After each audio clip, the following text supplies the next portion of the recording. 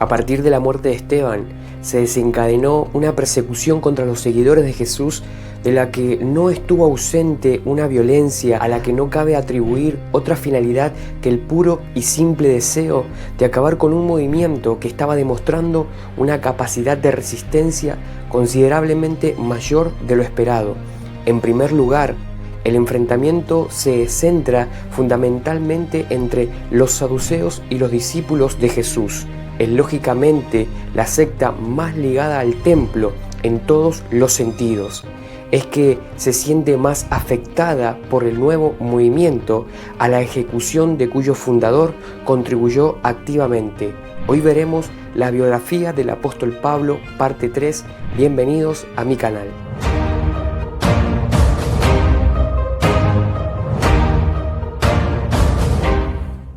Aunque los judeos cristianos no se oponen al templo directamente, creen sin embargo que los días de éste se hallan contados. Una actitud que encontramos repetidas veces en otros escritos judeocristianos del Nuevo Testamento anteriores a la destrucción del 70 después de Cristo. Los fariseos aparecen divididos entre una actitud más de compás de espera que de la tolerancia, a la mostrada por Gamaliel en el libro de los Hechos, y otra, la de Saulo, que ha descubierto ya que el nuevo movimiento implica un ataque frontal contra el judaísmo tradicional.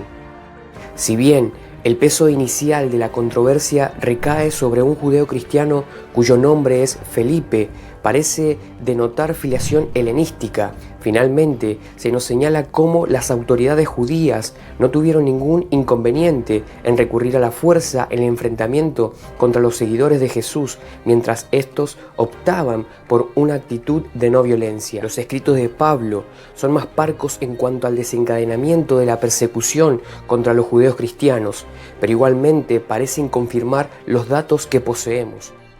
La persecución en la que intervino tenía como finalidad clara la aniquilación del judeocristianismo, al que contemplaba con una amenaza contra las tradiciones judías, como lo relata en Gálatas capítulo 1, versículo 13 al 14, y ponen de manifiesto que el objetivo de la persecución no solo fueron los helenistas, sino también los demás judeos cristianos. Se trata de una circunstancia más que comprensible si partimos de la militancia farisea de Saulo.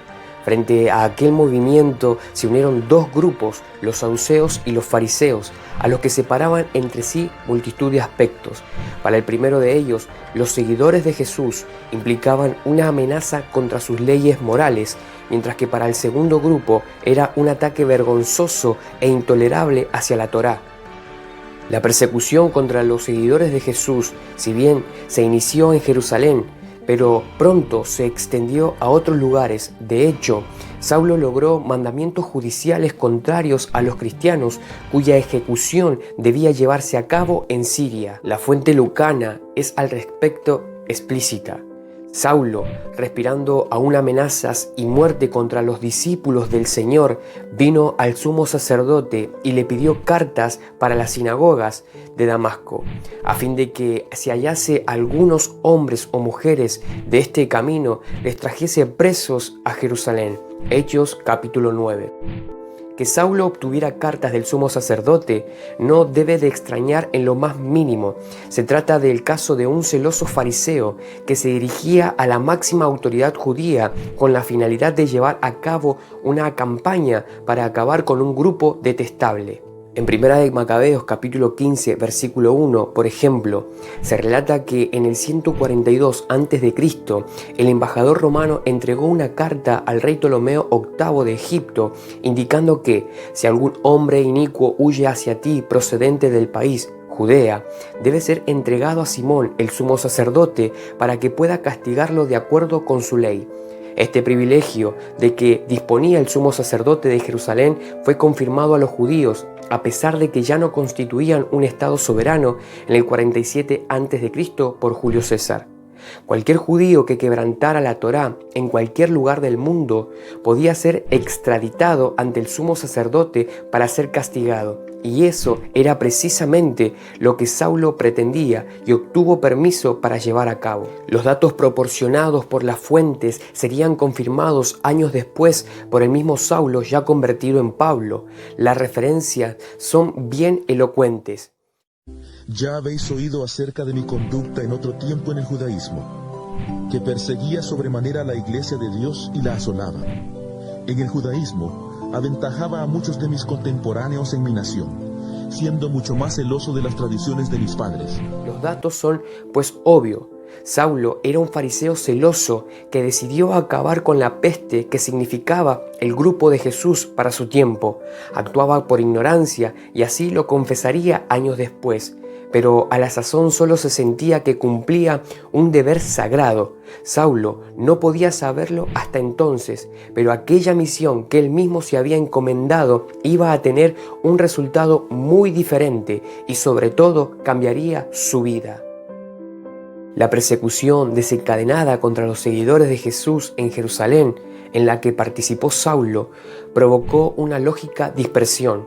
Por el libro de los Hechos sabemos que una parte de los discípulos se dirigió hacia la costa e incluso hacia Samaria, estableciendo nuevas comunidades. Uno de esos grupos, el que se había refugiado en Damasco, se convirtió en el objetivo primero de Saulo, que se dirigió hacia la ciudad para apoderarse de ellos y conducirlos a Jerusalén, donde serían juzgados por el sumo sacerdote. Precisamente yendo de camino hacia la ciudad, Saulo tuvo una experiencia que cambió totalmente su visión. El episodio ha sido relatado en la fuente lucana de la siguiente manera. Pero yendo por el camino, aconteció que, al llegar cerca de Damasco, repentinamente le rodeó un resplandor de luz del cielo. Por lo que relata Lucas, cuando Saulo fue objeto de la visión, no tuvo duda alguna de que se trataba de una teofanía, de una aparición del Dios propio del Señor que se había manifestado a la historia de Israel. Abrumado por esa luz cegadora, una luz que años después Pablo relacionaría con ese Dios único revelado a Israel, como lo dice en 1 de Timoteo, capítulo 6, versículo 16. El sobrecogido Saulo preguntó, ¿quién era el que le salía al encuentro? La pregunta tiene resonancia en el Antiguo Testamento y tan solo corrobora nuestro punto de vista de que Saulo se encontraba ante el mismo Dios manifestado en la presencia del Señor Jesús. Después de este acontecimiento en Damasco, no resulta difícil comprender que se hallaba sujeto a una enorme tensión emocional. De hecho, la fuente lucana indica que estuvo 3 días sin ver, no comió ni bebió. Damasco era una ciudad de notable importancia.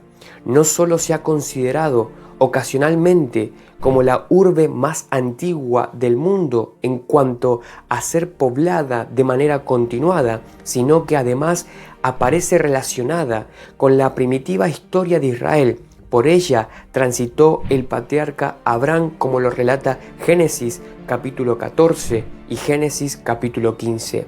Después fue la capital del reino arameo, que se opuso de manera insistente a la monarquía hebrea. En el siglo 8 a.C. pasó a dominio de los asirios y sucesivamente estuvo controlada por los babilonios, persas y greco-macedonios. Con la descomposición del imperio de los Seleucidas, a su vez un jirón del imperio de Alejandro Magno, Damasco cayó en manos del rey nabateo Aretas en torno al 85 a.C. El reino nabateo, cuya capital se encontraba en la ciudad de Petra, acabaría siendo conquistado por Roma en el año 106 después de Cristo. Sin embargo, la época que nos ocupa era una potencia no desdeñable en Oriente Medio. Los nabateos no consiguieron conservar Damasco mucho tiempo. En el año 72 a.C. fue tomada por Tigranes I de Armenia, que le perdió ante las fuerzas romanas de Pompeyo en el año 66 a.C. Pasó así a formar parte de la Decápolis, una agrupación de ciudades gentiles sometida al gobernador romano de Siria. La lengua franca en Damasco era el griego, pero el arameo no debía resultar extraño. No en vano, a pesar de tratarse de una población mayoritariamente gentil, contaba con una colonia judía considerablemente numerosa. Partiendo de ese contexto, no extraña que Saulo se hubiera dirigido a la ciudad con cartas del sumo sacerdote de Jerusalén, ni tampoco que hubiera establecido en ella un grupo de seguidores de Jesús. No sabemos mucho acerca de la comunidad de seguidores de Jesús establecida en Damasco. Muy posiblemente era de origen galileo, siquiera porque esta región se hallaba muy cerca de la Decápolis. Un miembro de esa comunidad llamado Ananías se presentó en el lugar donde se encontraba Saulo, la casa de un tal Judas en la calle derecha, y le comunicó que Jesús, el mismo Jesús que había visto en el camino de Damasco, le había ordenado visitarlo. También sabemos que el mensaje que Ananías le entregó a Saulo hacía referencia a una misión futura de anunciar la buena noticia de la salvación a los que no eran judíos. Semejante circunstancia no resulta tan extraña si tenemos en cuenta que el judaísmo había llevado a cabo un claro esfuerzo proselitista desde el siglo anterior y que en él habían desempeñado un papel de primer orden los fariseos. Que los seguidores de Jesús aceptaran esa posibilidad era, a decir verdad, cuestión de tiempo. Que se viera conectada con Saulo iba a tener una enorme trascendencia. Saulo se había entregado al grupo de los seguidores de Jesús mediante el rito del bautismo, un rito que a la sazón solo se aplicaba a personas que habían experimentado previamente una conversión y que con seguridad de administración por invención con la etimología del término bautizo indica que según era sumergirse por completo todo el cuerpo. Según señalaría, más de una década después, tras su conversión, marchó a Arabia para luego regresar a Damasco, el lugar donde había sido bautizado. Inmediatamente después de ser bautizado, la reacción de Saulo tras recibir el bautismo encuentra paralelos con la de no pocos conversos. Ardía en deseo de poder compartir su nueva fe con los demás y comenzó a visitar las sinagogas damascenas para anunciar que Jesús era el Mesías. El mensaje ciertamente era provocador de por sí, pero el hecho de que salía de los labios de alguien que había sido un enemigo radical de los judeocristianos y de que por añadidura incorporara a la predicación el testimonio de haber visto vivo al crucificado, exacerbó más los ánimos. Según la fuente lucana, un grupo de judíos decidió organizar una vigilancia a la puerta de la ciudad de Damasco para capturarlo y acto seguido proceder a su muerte, muy posiblemente por los mismos cargos que habían concluido en la lapidación de Esteban. Para llevar a cabo sus propósitos, contaron con el concurso del representante del rey Nabateo Aretas en la ciudad de Damasco. La situación de hecho llegó a ser tan peligrosa que al fin y a la postre los discípulos decidieron sacar a Saulo de la ciudad descolgándolo en una canasta y por una ventana. A esas alturas habían pasado 3 años de su experiencia en el camino a Damasco. A pesar del mensaje recibido en el camino de Damasco y su confirmación por Ananías, la vida de Saulo había distado mucho de tener éxito o de parecerse a un ministerio espiritual dotado de un eco razonable. Saulo se había esforzado ciertamente, pero sin resultados aparentes. ¿Qué estaba sucediendo? ¿A qué se debía esa disparidad entre lo anunciado por el Señor resucitado y lo que él estaba contemplando diariamente?